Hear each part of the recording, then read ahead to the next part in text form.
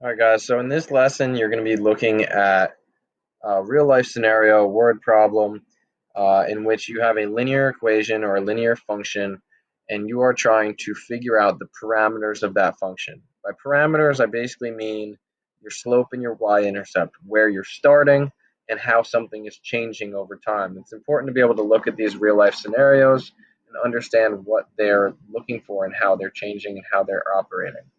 So going to this first example, Yoko is putting money into a checking account. Let Y represent the total amount of money in the account in dollars. Let X represent the number of weeks Yoko has been adding money. Suppose that X and Y are related in the equation 50X plus 650 equals Y. Right away, this isn't how we normally see slope-intercept form. I'm going to switch this Y to the left side and say Y equals 50X plus 650. Now that's in y equals mx plus b format. Now, just seeing these lined up, I can tell that m is 50 and b is 650. Now I know m is slope. Slope is how something is changing over time, and in this case, x represented the number of weeks. So this is 50 times the number of weeks.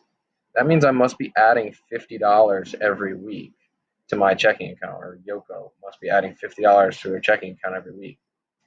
B is the y-intercept, or the starting point. So if I'm starting with 650, that means I must have already had $650 in my account. So I'm starting out with $650 and I'm adding $50 per week every week. So understanding the slope and y-intercept should allow me to answer these questions. What is the change per week in the amount of money? That's $50. What was the starting amount of money in the account? $650. So all I really needed to do was identify slope and y-intercept. All right, in example 2 here, let y represent the total cost of publishing a book. Let x represent the number of copies of the book printed. Suppose that x and y are related to the equation, or by the equation 10x plus 1100 equals y. So again, right away, I'm just going to switch these around. I'm going to say y equals 10x plus 1100, because that's now written like y equals mx plus b. And I can see that my slope is 10. My y-intercept is 1100. So slope is 10.